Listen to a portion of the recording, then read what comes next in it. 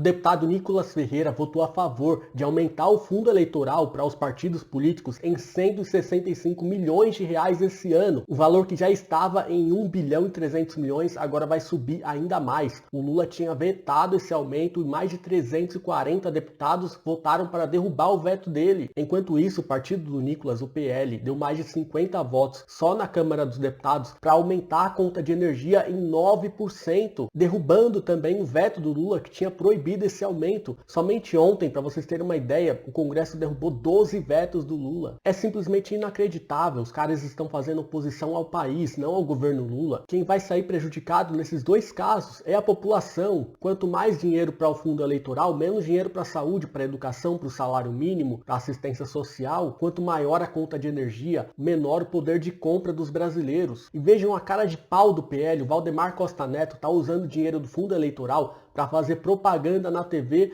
falando que tá tudo caro. Enquanto isso, o partido dele vota para aumentar a conta de energia, vota contra zerar os impostos sobre os alimentos somente para prejudicar o governo. Porque a população, quando algo ruim acontece no país, ela não cobra do Congresso, ela cobra do presidente, que é o político mais conhecido. O Congresso está pulverizado em 513 deputados e 81 senadores, não tem uma cara. Então é muito mais fácil cobrar do Lula, que é o político mais conhecido do Brasil, e o presidente. Mas na verdade, quem está mais prejudicando a população neste momento é o Congresso Nacional. E que moral o PL, bolsonarismo, tem para falar de aumento de preços? Os alimentos subiram 57% durante o governo Bolsonaro, 2019 a 2022. Aí os bolsonaristas vão colocar a culpa na pandemia, né? Só que em 2019 os preços já estavam disparada. A carne subiu 32% em 2019. O feijão subiu 56%. Apesar da gente não estar no cenário ideal, a inflação de alimentos atualmente é menor do que no governo Bolsonaro. 57%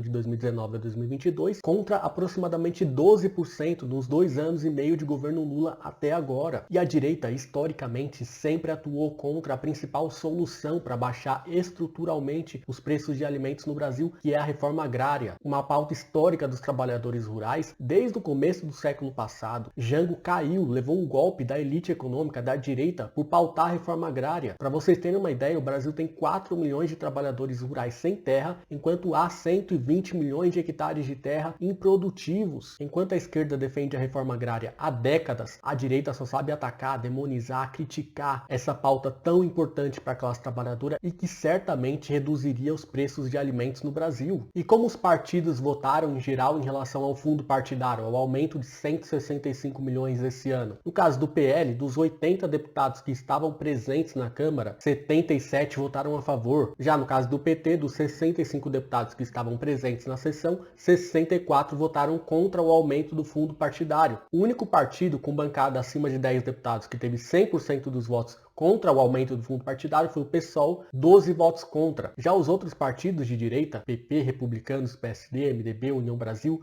todos majoritariamente votaram para aumentar o fundo partidário. O destaque negativo no campo da centro-esquerda fica para o PSB. Dos 14 deputados presentes do partido na sessão, 13 votaram para aumentar o fundo. Apenas um, o Duarte Júnior, votou contra o aumento. A deputada Tabata Amaral, que apesar de ser do PSB eu não considero de esquerda, votou a favor do fundo partidário. Pedro Campos, o irmão do João Campos, que é um deputado até com uma atuação no geral boa, votou erroneamente a favor do fundo partidário. No caso dos bolsonaristas, acho que todo mundo deve imaginar os nomes, as figuras que votaram lá de maneira hipócrita para o Brasil gastar mais dinheiro público com o fundo partidário. Nicolas Ferreira, que eu já citei, André Fernandes do Ceará, Gustavo Gayer de Goiás, Bia Kicis. No Senado, Flávio Bolsonaro, Mourão, toda a bancada bolsonarista praticamente votou para ter mais dinheiro público no fundo partidário. E aqui, vocês viram, não interessa se é bolsonarista ou se é da base do governo, como o caso do PSB. Se tiver uma atuação errada, eu vou criticar. O PT e o PSOL foram bem nesse caso, mas o PSB foi muito mal. Votaram junto com o PL, com o PP, com republicanos, com a direita mais atrasada que existe, que sempre atua historicamente para favorecer os seus próprios interesses. Eles não têm nenhum comprometimento com o interesse público. Galera, se inscreve no canal caso você não tenha sido inscrito ainda, ativa todas as notificações